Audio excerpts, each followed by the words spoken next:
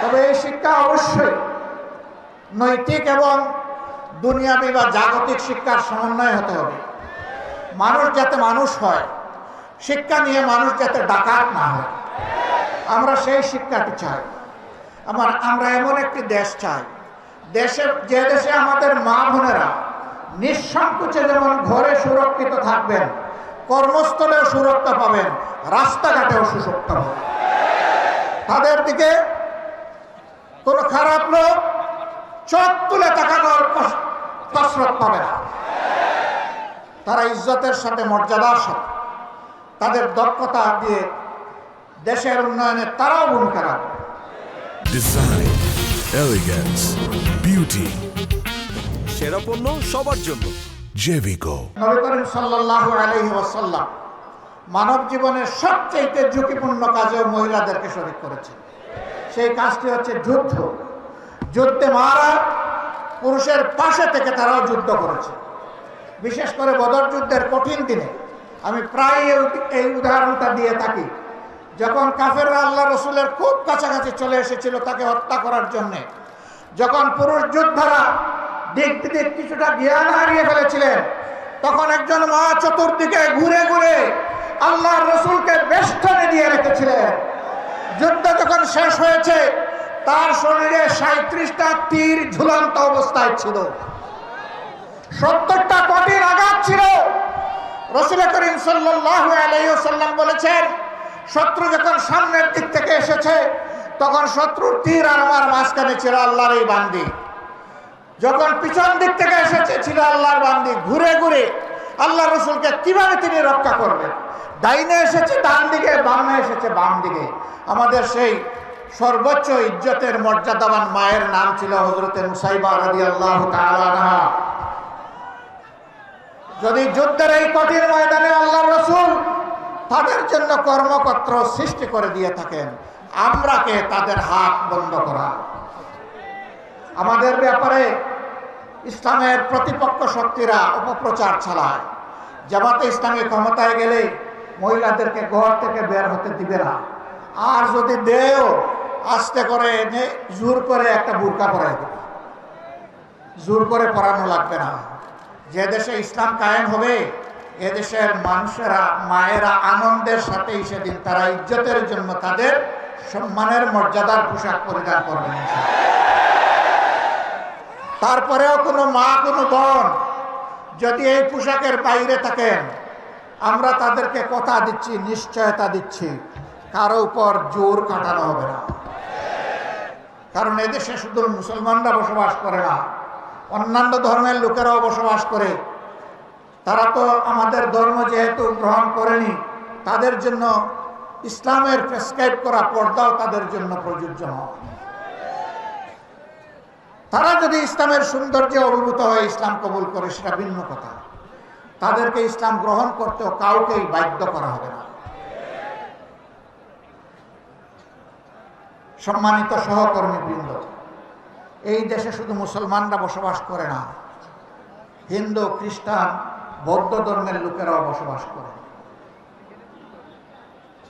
আমরা এমন একটি দেশ চাই যে দেশে মসজিদও পাহারা দেওয়ার প্রয়োজন হবে না, মন্দির এবং মঠ পাহারা দেওয়ার দরকার, গির্জা পাহারা দেওয়া লাগবে না।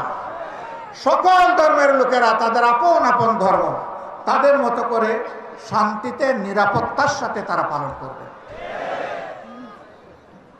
আলহামদুলিল্লাহ, আমাদের দেশটি সাম্প্রদায়িক সম্প্রীতির একটি চমৎকার বাগান, কিন্তু আমাদের বাগানে মাঝে মাঝে হুতুম পেঁচা ঢুকে পড়ে।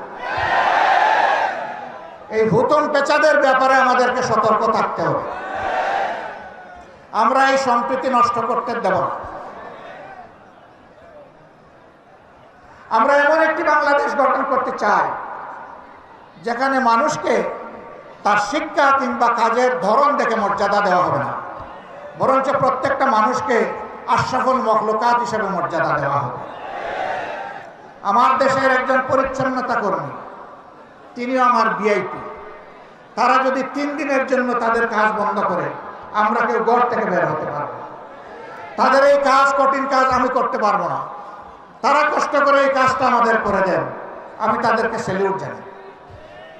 সে আমার ভাই, সে আমার বোন, সে আমার এই সমাজকে চালু রেখেছে।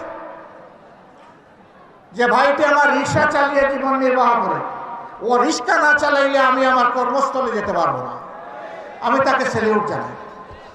আমি দেখবো না তিনি রিক্সাওয়ালা, আমি এটাও দেখবো না তিনি একজন অতি সাধারণ কম শিক্ষিত মানুষ, আমি তাকে তার কাজের মর্যাদা দেব। এইভাবে সমস্ত মানুষ, মুটে মাঝি কুলি, যে যেখানে আমরা আছি, শ্রমিক, কৃষক, আপামর জনতা, বিভিন্ন পেশাজীবী, যার যার পেশায় তিনি মর্যাদা এবং দায়িত্ববোধের সাথে দায়িত্ব পালন করবেন ইনশাআল্লাহ। সেই সম্প্রীতির বাংলাদেশ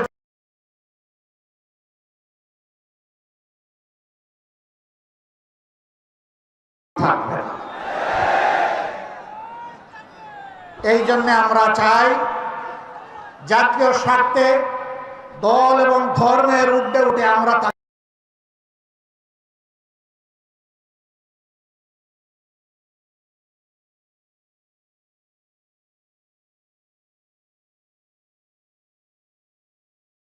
চব্বিশের স্বাধীনতা এসেছে এমনি এমনি আসেনি ভাই।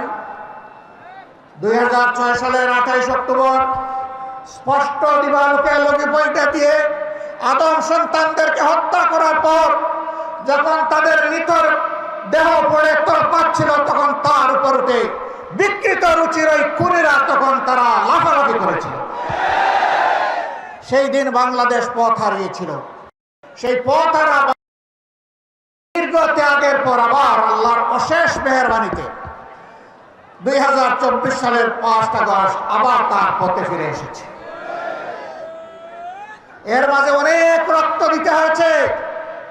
57 জন কমিটির দেশপ্রেমিক চৌকস সেনা অফিসারকে খুন করা হয়েছে 2009 সালের 25 এবং 26 ফেব্রুয়ারি ঢাকার পিলখানায় তৎকালীন বিডিআরের সদর দপ্তরে।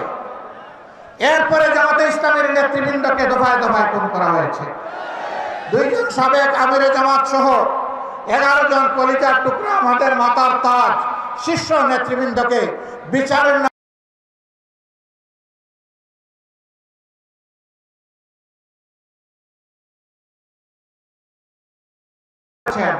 তাদেরকে গ্রামে গঞ্জে খুন করা হয়েছে।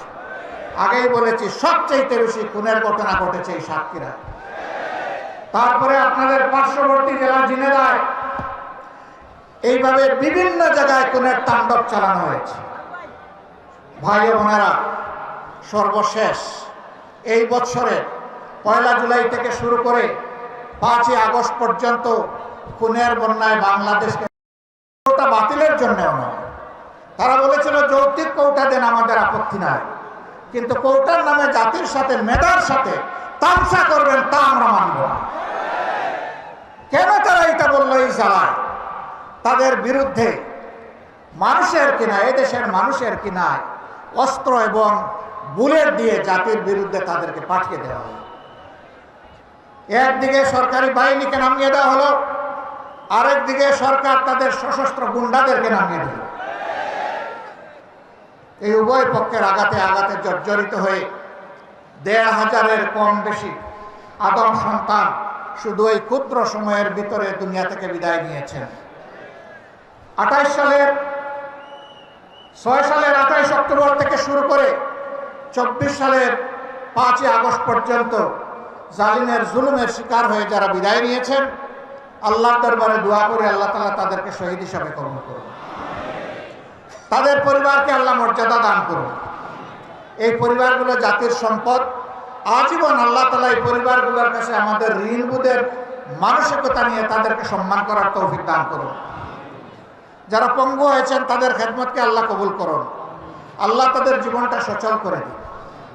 প্রিয় সাতক্ষীরাবাসী, আজকে আসার পথে আমি দেখলাম এরকম আরো 3টা মাঠ উপচে পড়া মানুষ রাস্তাঘাটে। এই মাঠে তাদেরকে সুযোগ দেওয়া যায়নি বলে আমি সবার পক্ষ থেকে দুঃখ প্রকাশ করছি। আল্লাহ তাআলার আসমান অসীম, জমিন সসীম। সেই সসীম জমিনের ছোট্ট একটা টুকরা আমরা পেয়েছি। আমরা এই বাংলাদেশকে প্রাণ উজাড় করে ভালোবাসতে চাই। আমরা ভালোবাসি। এই জন্য আমাদের কোনো দাদা, মামা, খালু ফুফির বাড়ি নাই। এটি আমাদের আউয়াল ঠিকানা, দুনিয়ায় এটি আমাদের আখের ঠিকানা। আমাদের উপর জুলুম করা হয়েছে, আমরা দেশ ছেড়ে কোথাও পালিয়ে যাই। দেশকে যারা ভালোবাসে তারা দেশ ছেড়ে পালিয়ে যেতে পারে না। দেশের প্রতি যাদের দায়বোধ নাই তারা যে কোনো সময় দেশকে খোদা হাফিজ বলতে পারে। আমরা বলবো না।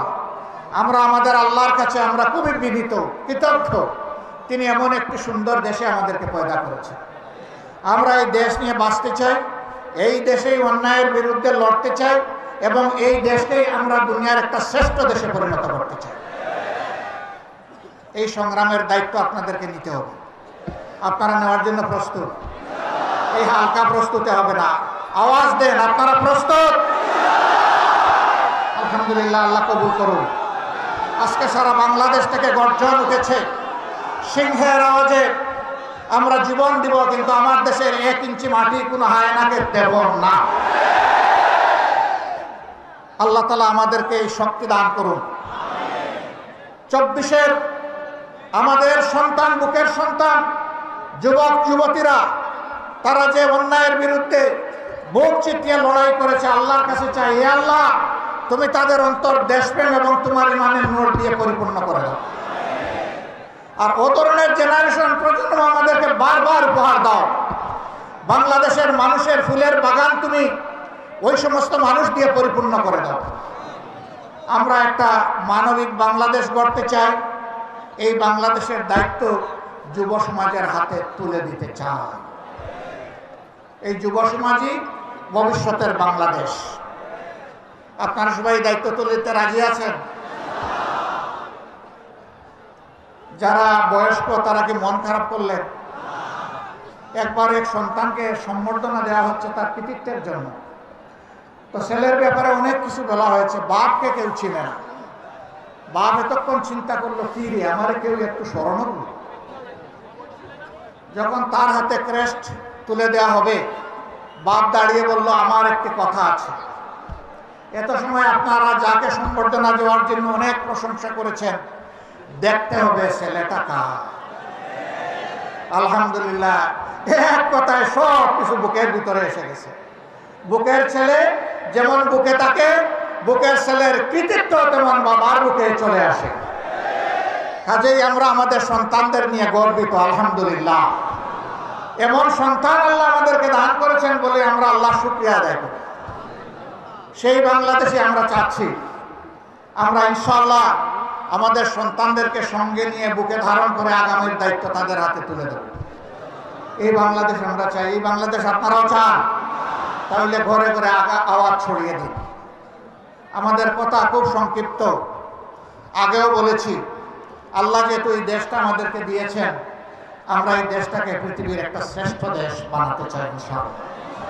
কিন্তু আমাদের আকাশে আজকের মেঘের কথা বলছি না, কালো শকুন এখনো ঘোরাফেরা করতেছে। এই শকুনের দিকে তীর্যক দৃষ্টি রাখতে হবে। কোনো শকুনকে মাটিতে নামতে দেওয়া যাবে না। আপনারা টের পাচ্ছেন মাঝে মধ্যে ফুসফাস? হ্যাঁ, আমরা ধৈর্যের পরিচয় দিয়েছি। ওরা আমাদের ধৈর্যের সুড়সুড়ি দেয়, যেন আমাদের ধৈর্যের বাঁধ ভেঙে তাদের মতো কাণ্ডজ্ঞানহীন আমরা কিছু করে বসি। ওরা বলেছিল আওয়ামী সরকারের পতন হলে মাত্র 2 দিনে 5 লক্ষ মানুষ প্রতিপক্ষের লোকেরা খুন করে ফেলবে। এটা কি বাংলাদেশে হয়েছে? কেন হয় নাই? ওরা কাণ্ডজ্ঞানহীন অপদার্থ ছিল, কিন্তু জাতি অত্যন্ত কাণ্ডজ্ঞান সম্পন্ন। এই জাতি কাণ্ডজ্ঞানহীন নয়। ওরা দেশকে ভালোবাসে না বলে পালায় যায়। এই জাতি দেশকে ভালোবাসে বলেই ওগুলা করতে দেয়নি। অতএব আমাদের ধৈর্যের আর পরীক্ষা নিয়ে কোনো লাভ নাই। আল্লাহর পক্ষ থেকে এই জাতি ধৈর্যের পরীক্ষায় উত্তীর্ণ হয়ে গিয়েছে আলহামদুলিল্লাহ। এই ধৈর্য আমাদেরকে অব্যাহত রাখতে হবে। যে যেদিক থেকেই আমাদেরকে উস্কানি দেব, কারো পাতা ফাঁদে আমরা পা দিব না ইনশাআল্লাহ। ধৈর্যের সাথে সকল পরিস্থিতি আল্লাহর পর ভরসা করে আমরা মোকাবেলা করব। আজকে আপনাদের সামনে এই শহীদ ঈদগায় দাঁড়িয়ে 2টি কথা বলার সুযোগ যে মহান মাবুদ আমাকে দান করলেন, আমি সেই মহান মাবুদের দরবারে শুকরিয়া আদায় করছি। দেশে বিদেশে